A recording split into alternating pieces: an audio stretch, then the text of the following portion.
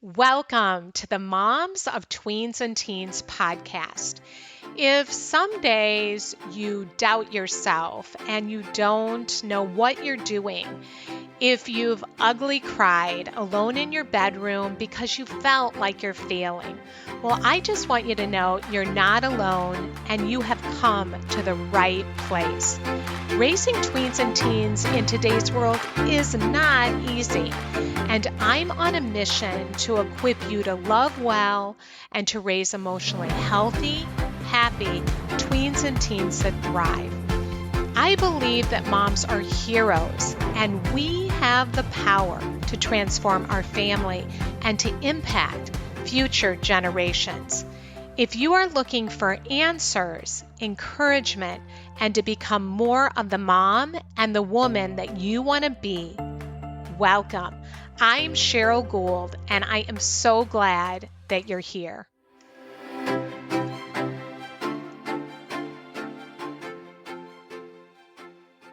Hi, friend. Welcome to the show today, and I'm so glad you're here.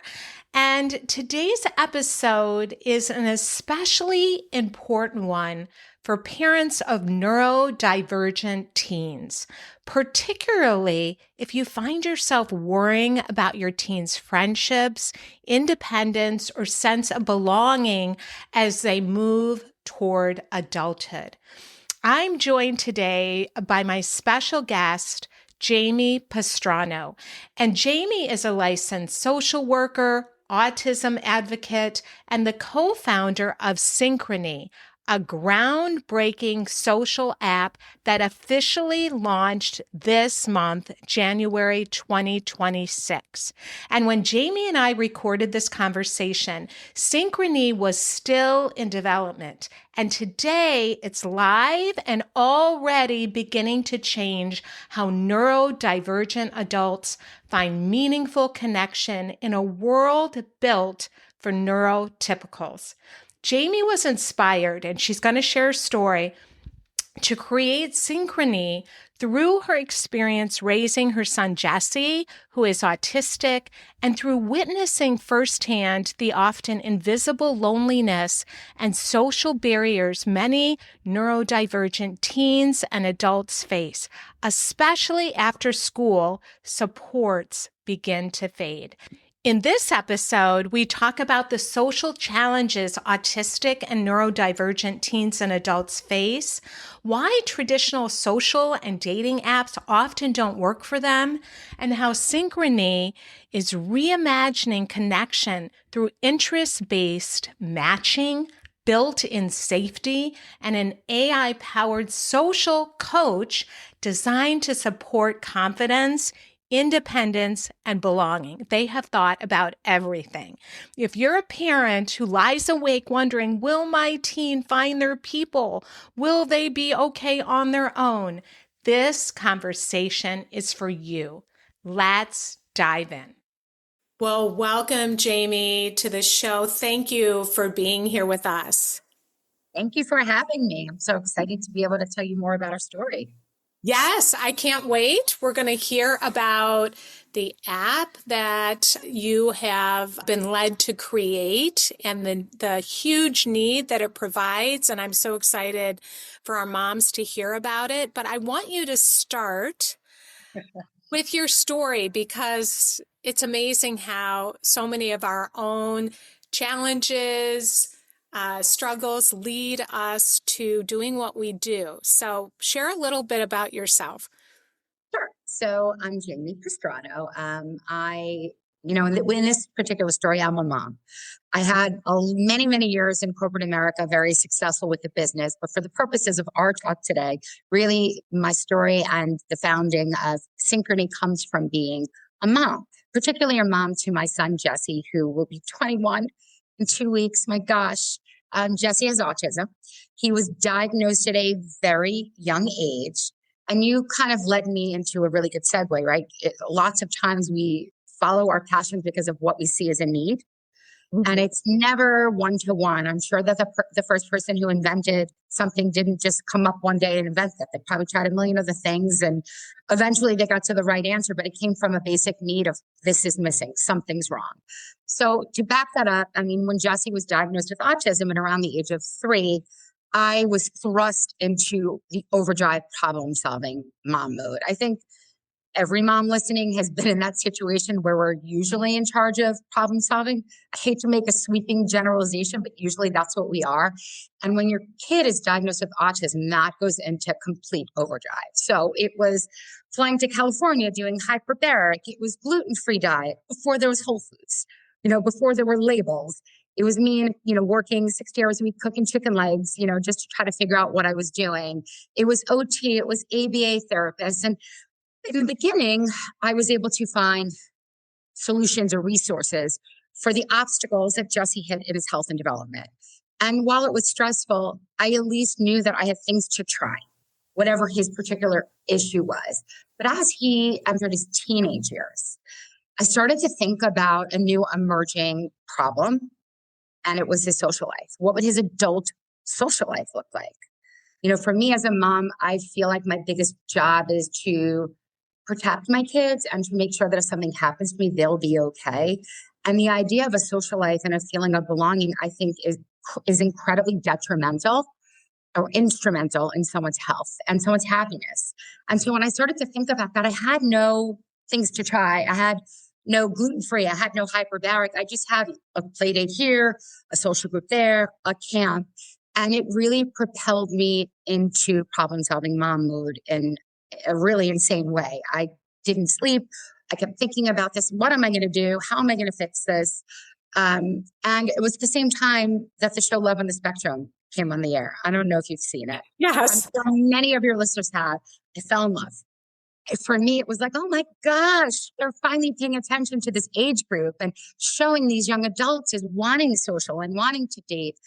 And I was delighted. But the more I watched, the more I was left with questions more than answers. Like, what would happen in between those dates? Maybe it would be a month in between each date.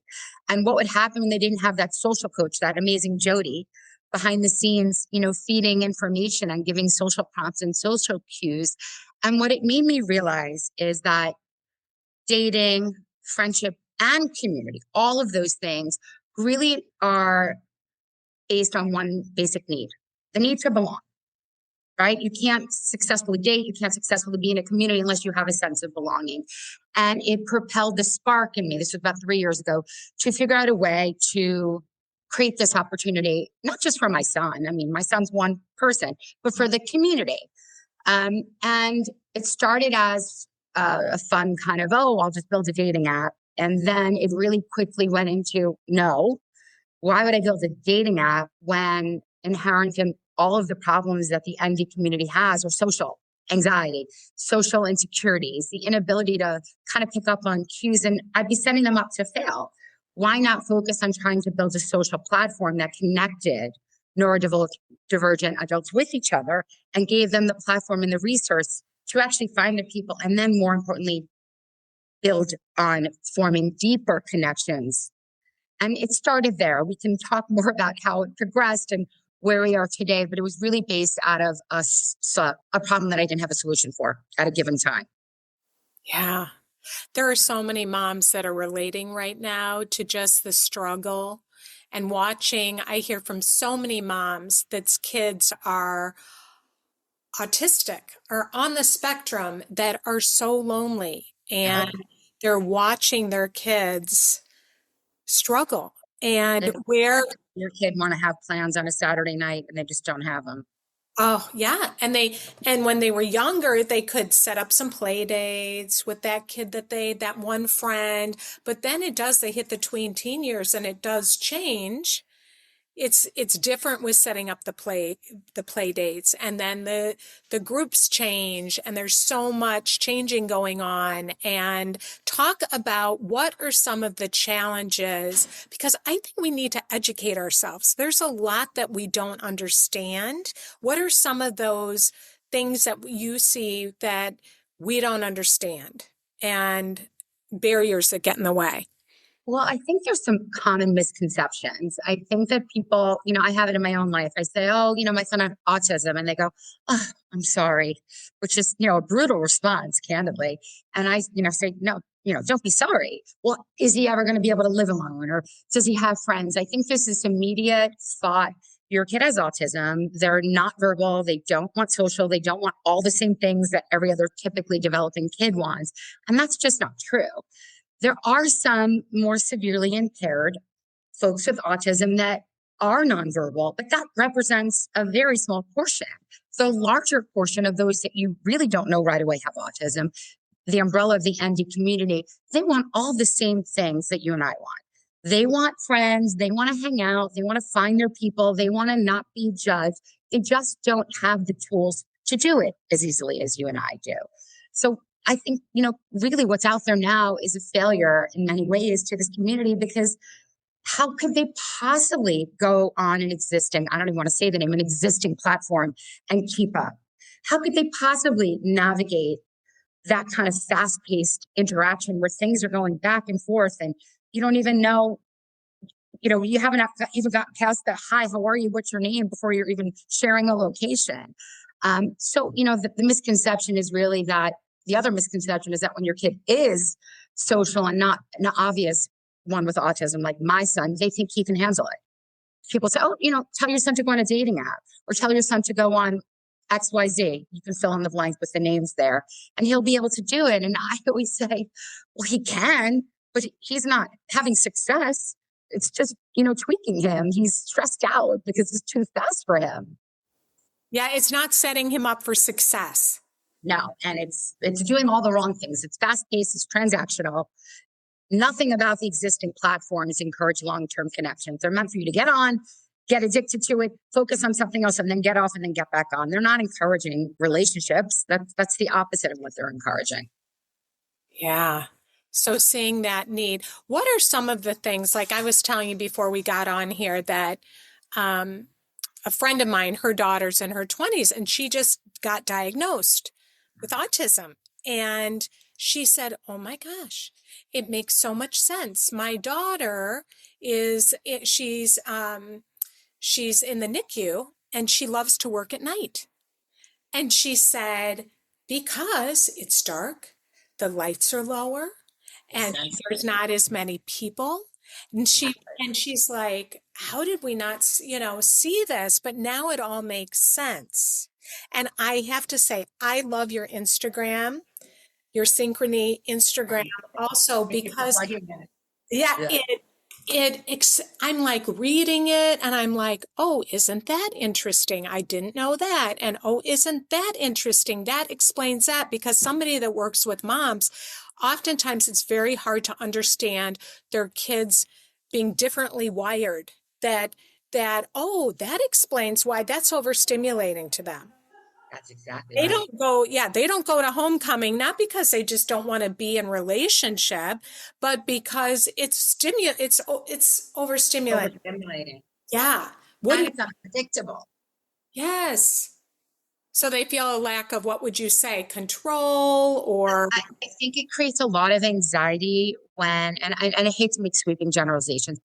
For right now, I'm going to tell you my lens as a mom to my son, because in no way would I ever claim to be able to speak for a community of people that are very individual and uniquely their own. But in general, those kinds of events like a homecoming or a dance that are unscripted and unstructured provide a lot of anxiety. Things like, well, what do I wear? And what if it's itchy? And what if it doesn't feel good? And what if I don't know how to get there? And what if the music's too loud? And what if I have to sit with people and make small talk? There's a lot of these things that cause a lot of confusion and angst.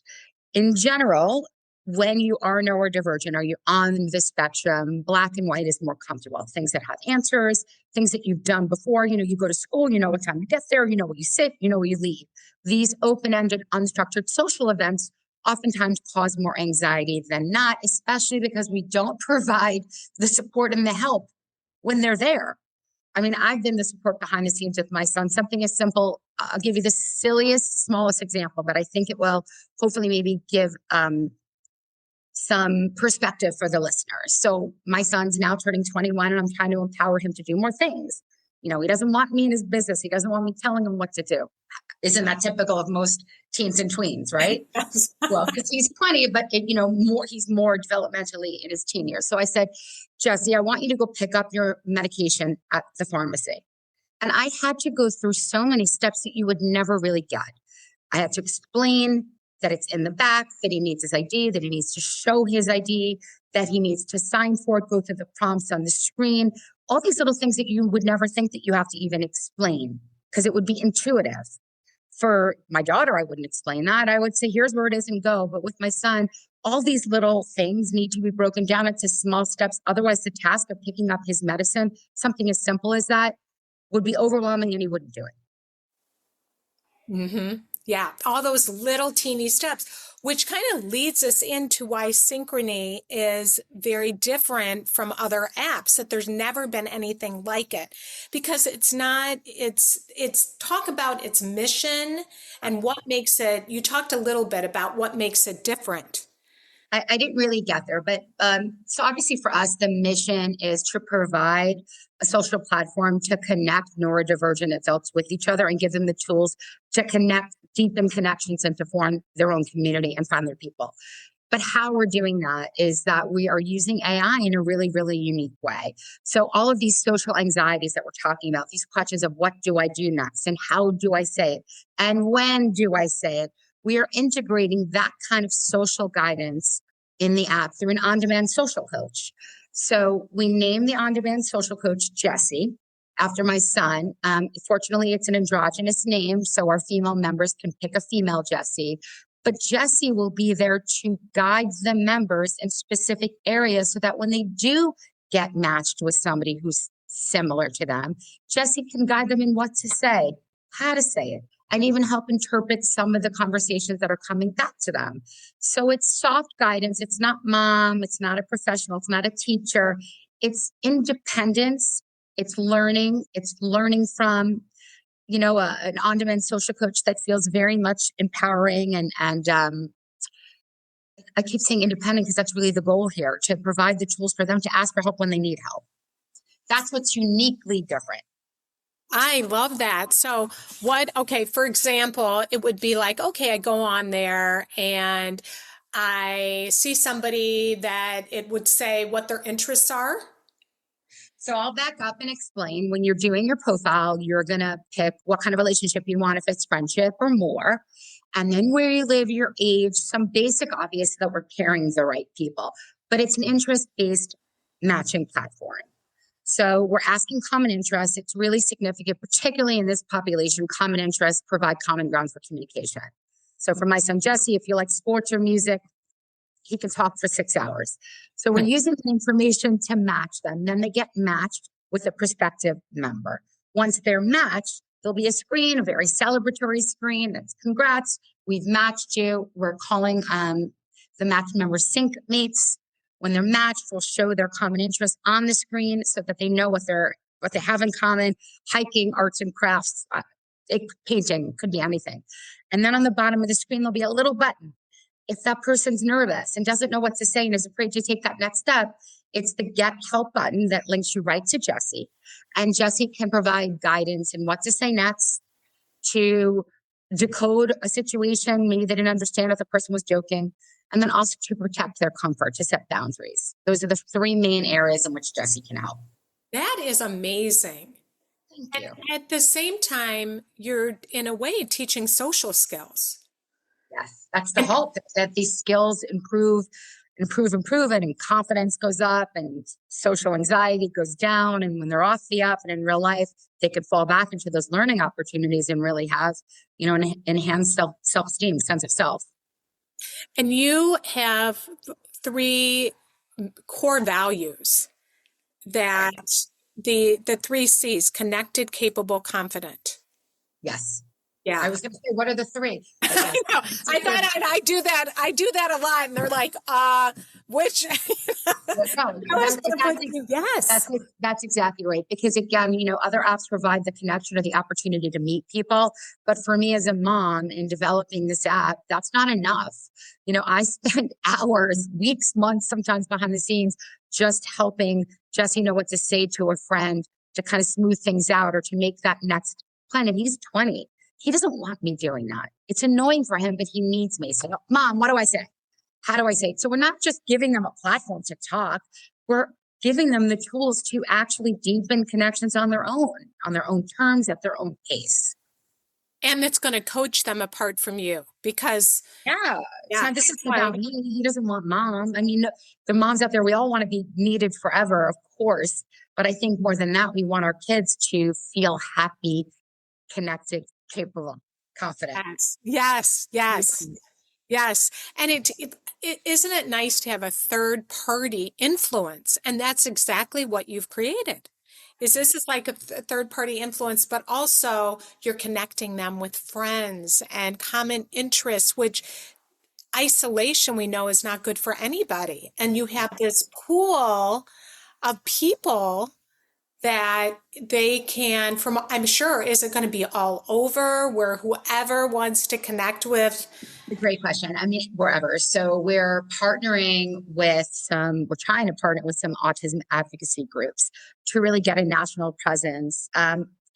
We hopefully will be global, but another piece of this is in getting the word out, right? How can we make sure that people know about our app and get on our app? So we are using a lot of those autism advocacy groups to try to spread the word and to refer members in. Because with all the moms out there that are listening, I'm sure they're going to think, they can't ask me this, but what about safety? Right? Like that's probably going to be a huge question. I was going to ask you, what do you think is somebody going, ooh, I don't know? Yeah. So I'm the mom, right? So I do know because I have the same concerns, which is why, my son's not on traditional platforms. Safety is in the DNA of how we built Synchrony. So nothing is ever a guarantee in life ever, but we're building Synchrony with the intent to make it as safe and authentic as possible. We want it to be an authentic community where members can come on and be themselves. So that means we don't want anybody catfishing. We don't want people who say they are one thing and are not. So we're doing a Face ID verification. You need to prove that you are who you say you are, age and everything else. But then we're taking it a step further because it's really important that we grow Synchrony in a authentic way, in a way that's not just about getting mass numbers on and not caring about the appropriateness of the people. So we're having a second party verification process. Basically what that means is if you want to join the app, you need to have a reference. It could be a parent, it could be an employer, a teacher, or a therapist that is going to vouch and verify that you are appropriate for the community. And in that way, we are really, again, growth can be slower, that's okay, but it will be authentic, pure, and hopefully the safest it can possibly be. And that's what you mean when you say that you really focus on the values, because the value is not to make it this huge platform. Fortunately, I've been successful in my life. This isn't about making money or selling this. This is a heart play. This is about providing a resource for a community that has my entire heart and being. Yeah. Why do you think that there hasn't been anything out there in the tech world? I feel like probably going to come, I feel like that's all you're seeing these days. But I think the truth of the matter is people are oftentimes focused on money and everybody's focused on AI and trying to make everything better. And they forget that AI can be used to actually improve human connection. Which I don't know why nobody's gotten that yet, but I think the reason there aren't more platforms for the neurodivergent community is based on the misconception that either they're not capable or they don't want it. And those are both complete falsehoods. Yeah. Interesting, right? So you're on the cutting edge of providing this, but wanting it to do it in such a way that it is authentic and it is really meeting the needs. And I love that idea of how to keep them safe. This isn't something that we've been working on for 2 months. We're going on 2 years. So I have 2 other founders I should have mentioned. One is an autism specialist. So she's providing a lot of kind of that scripting and teaching Jessie AI how to really provide the right guidance because that's her background. And another one of our founders is a serial entrepreneur who had pretty huge success. She's one of the co-founders of Alice and Olivia, that big fashion brand. And we've been doing this for, yeah, everybody, most people know that brand. We've been at this for a couple of years, really slowly building and thinking about every nuance of what a button should look like and how do we ensure, safety, authenticity, community in a way that's not just a money grab, where it's really about providing a solution and a resource to a community that deserves it. Yeah, and deserves the best. That you're It's the best. And it's right. Belonging is not a want. It should be a need. It should be a right to have. It shouldn't be something that you have so many obstacles to get. I mean, that's probably the thing just always bothered me. My background, even though I was in business, I still have a social work degree. I'm a CSW, and I kept it up all these years just because it's the core of kind of my heartstrings. And that basic premise of belonging, that's what keeps people happy. It's not money. It's not money. It's really feeling like you belong, whether it's to your church group, your temple, your employer, your work, whatever it is. And this is a community that really struggles to find that and to keep that. Mm-hmm. They won't for too much longer. Mm-hmm. Yes. Oh, and the isolation that I see moms worry about the most. And then that isolation leads to other things. But I really see a lot of that is the root of it is they're lonely and they're trying to look for belonging, but maybe looking for belonging in a place that's not really the healthiest of places to be looking for that belonging. Yeah. I mean, this, considering your audience is considering what you do, this isn't a new concept, right? I'm sure you speak with so many moms that struggle with this thought for their teens and their tweens and not fitting in or not having, that date or not going to prom. And that's so sad. And, you think about these little things and all you just want is them to feel like somebody likes them and belongs. And that doesn't change in the neurodivergent community. The stakes just get much higher because it's not just a phase. It gets harder when high school graduation approaches and when they turn into adulthood and they don't have teachers and mom organizing their life and kind of pulling them along and keeping them afloat. It's not a different new concept. It's just the concept that I think, unfortunately, doesn't have an expiration date in the MD community and oftentimes gets harder when the supports disappear. Mm-hmm.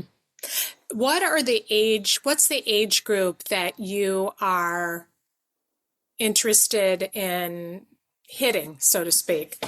We want everybody to be an adult, so 18 and up, because we want them to have an opportunity to feel like it's their decision, their choice, their account, their privacy. They can surely share it with mom if they want to, but we want to focus on adults, not because kids don't deserve that, but because they have more built-in supports through schools and through a lot of the parental involvement. Okay, so 18 and up. And is there a cap or you just... Oh, there's no cap because you said it earlier. I mean, you have a friend whose daughter's 27. When you think about it, I live in Manhattan in a busy building. And I could, like right off the bat, think of probably 4 people in my building that live alone that I'm sure were never diagnosed, but would relate to, maybe we would have said they were quirky. They're definitely neurodivergent in some way. And they're always alone and by themselves. And why should they not be able to go on the app and find somebody else who has a common interest to watch a movie with or go to a museum with? Yeah. And so are you going to try also to, I'm so glad we're talking about this. So is it, they'll find people also that they live in close proximity to? So it'll be your choice. It's really, you can set the parameters because some people might just want somebody to talk with online and be friends with, but that'll be a question in your profile. So where do you live, your zip code, and what comfortable zip code, how many miles away are you comfortable with being matched with? So all of this will be choices that you can play around with. Very cool. Yeah. Okay. So it's kind of like, in a way, it's kind of like a dating app, but it's a connection app. Yeah. When you think about the way it's going to operate and it'll feel like a dating app, although I've never been on one. I've been married and I'm older, but from what I hear, it's going to operate like a dating app, but it'll be focused on really connections and provide that social guidance so that those interactions don't cause more social anxiety for a group that doesn't need any more of that. They need less anxiety, not more. Wow. This is so exciting. So, so I could go on there. I mean, Not, if I wanted to go on there, I could find somebody, I could find either a girlfriend to go have coffee with, or if I was single, I could find somebody that I might be interested in for more. You could choose the relationship you want. The hope here is that once our members, our Synchrony members, get more skills and confidence in their abilities, they will be able to maybe then explore dating if that's what they want.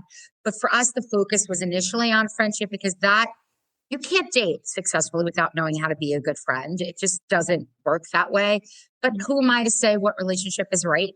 They're adults. It's up to them. But we really want to focus on the friendship piece, particularly because that is going to set them up for success in any other relationship. What's your long-term vision for this? Because I'm a more of a visionary type person, so that's why my mind goes, Yeah, everybody, it's been interesting to see. So long-term vision would be obviously that we're in many countries and that we're global, but ultimately, once we get enough members, we want to take this offline and have Synchrony hosted events in the community that are based on our members' interests. So, if Dave and Buster's is where it's at, if it's movies, if it's museums, we would love to host events where we can actually have live meetups and greet-ups that are hosted by us, offering discounts to our members, sporting events. We need the members first, so we need everybody to join our wait list and get going on that. The vision would be to take it live, and I would say I think this could be expanded into a lot of other arenas. Yeah, there's such a need. There's such a need. The hardest part is getting people on the app, right? So I know already that it's not talking directly to the 22-year-old that has autism, because they're going to fight their mom. It's going to come from hearing about other people talk about it. It's going to come from universities that really help this population, saying, you should check this app out. Here's a referral code. You'd be a good fit for it. And I think that's how the traction is going to really be built. And hopefully we grow exponentially, and we're in multiple countries and we're hosting events. Yeah. Well, why not? I mean, there are so many apps for dating, for, meetups, all kinds, but not for the neurodiverse community. There are a couple, but there are none that provide the support. Right. I mean, if you remember, I said how much I love on the spectrum. We wanted to provide that Jody-like support in the background without it being a live person. So we're the only one really not only offering the opportunity to meet people, but offering the resources to really connect deeply, and have long-term sustainable friendships. Mm-hmm. Community. So tell them, how do they find out about you? When is this going to launch? You mentioned a wait list. How did they get on the wait list? Can you download it on your phone now and get on a wait list? Not yet. Hopefully soon. We're going to be going into beta at some point next month, really testing and making sure that our Jessie AI is doing everything we say. So it's our website, joinsynchrony.com. We are, waitlist is a tough word because it's a few months, but we're collecting parents, interested members, so that you can see our progress. Stay tuned. At some point, we'll be asking, for feedback from our members. We are aiming to launch in January, so we're not that far away anymore. The interest is building. Waitlist is not like meaning waitlist. You have to be chosen to be on the app. It's really for us collecting information so that we can let everybody know when we're ready to launch, tell you when to download the app, and get everybody geared up and ready to go. Okay. So just so the listeners know, on Instagram, Join Synchrony. Everything is Join Synchrony. Okay. And just so everybody knows, it's October now, but this will not go live until December. So when you hear it, just know it's coming. Get on the wait list. So do they go? Because I went on and it says join. Is that how they're going to get on the wait list? So yes, on that last page, it'll say join. It'll ask if you're a prospective member or referring partner or parent. That information gets collected, and then we will keep you updated when the app is ready to download in the App Store and you're ready to go. All of this is such a process. I wish it was more simple, but we're getting there. We are so close. Yeah. Well, I think it shows how you're being very thoughtful and how you're doing this, and you do want there's a personal touch to this and care, which is going to create safety for the people that are interested in joining, because it's not like you're just, okay, we're going to launch it. It's like, no, we want to hear from you. We're doing this, and we're going to do it in a very thoughtful, caring, safe way. For us in this, it's really important, slow, steady, and authentic. We'd rather have quality than quantity. The app really can only be as good as the members that we have on there. So it's important that we have the right members, that we have motivated members that really want to find their people, that are in the age group. And, it'll grow from there, word of mouth.